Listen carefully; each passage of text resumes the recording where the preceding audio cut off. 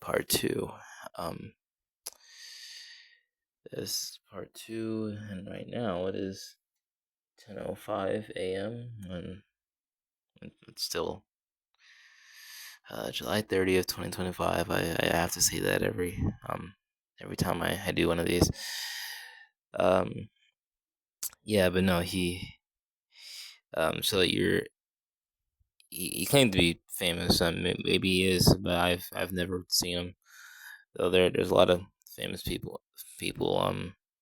Which again, even if he was, um, your fame is very much irrelevant here.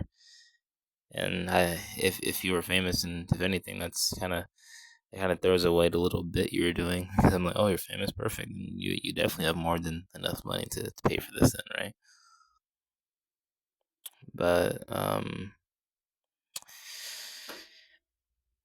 with them, and again, there was there were four of them in the car, which that alone kind of I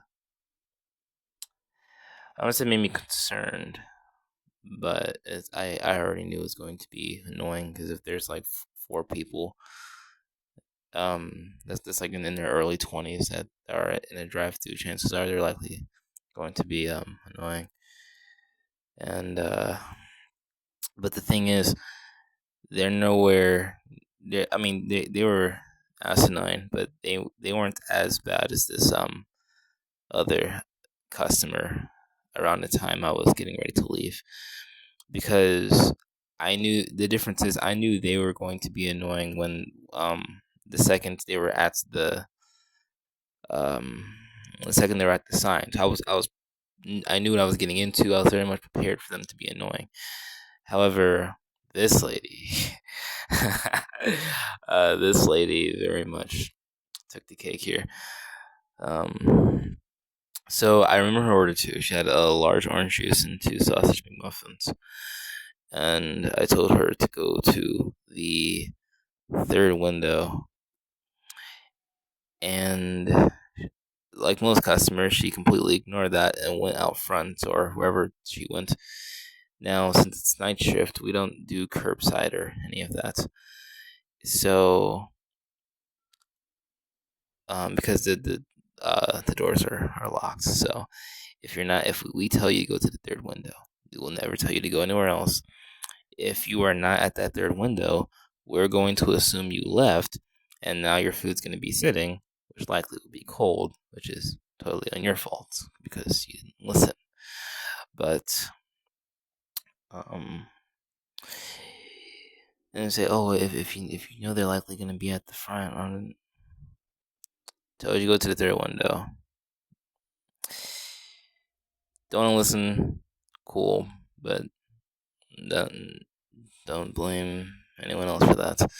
But after we took a few more cars, she came back to the speaker.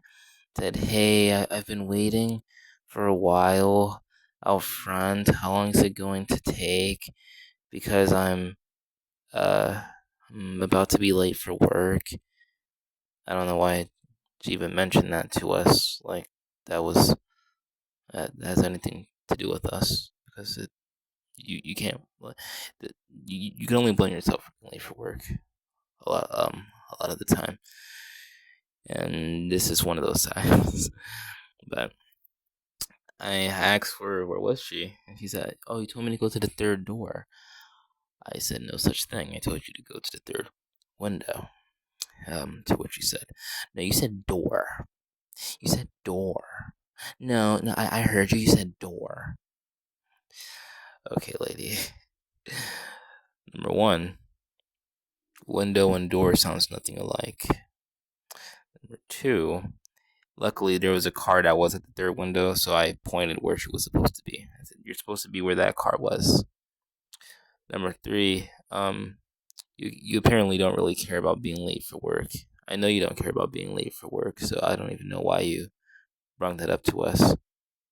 You may think that you care, but you really don't, and it's evident by your actions.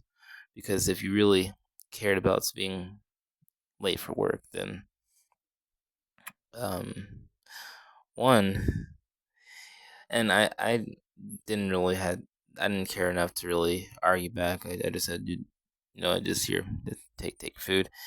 But to me, how I see it, you have enough time to um argue with me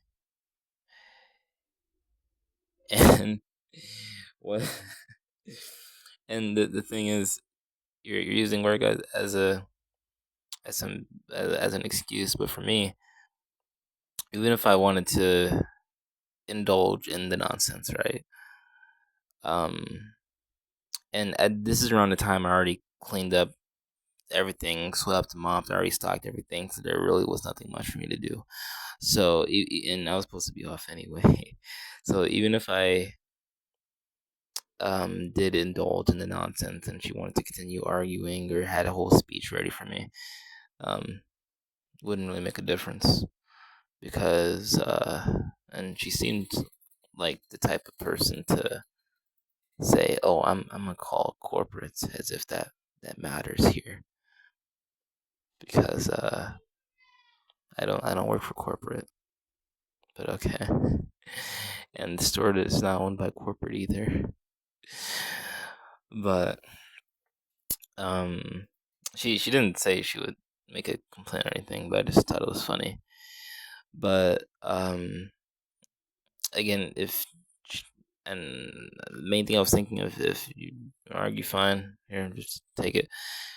But yeah, you clearly don't care about being late for work because you had enough time to really argue with me and go somewhere where no one told you to go. And see, you can, because again, if you want to argue, that's fine. Because I'm not gonna argue back. But I can sit here and listen to the complaint for as long as you want. Because while you're sitting here late for work, I'm already at work. I'm clocked in. I'm already set. I'm getting paid to listen to you. As you're spouting your nonsense, I'm currently getting paid. While while you're sitting here with a half drunken orange juice and two probably cold by now sausage McMuffins, and then there's the traffic, and then if your boss does question you, you have to say, "Oh yeah, I was late because of because of a McMuffin," because that makes sense. And I don't really know why or what would even the point of arguing. Like you're not really gonna get much of anything because you difference is um you have somewhere to be. I don't. I'm already where I'm supposed to be.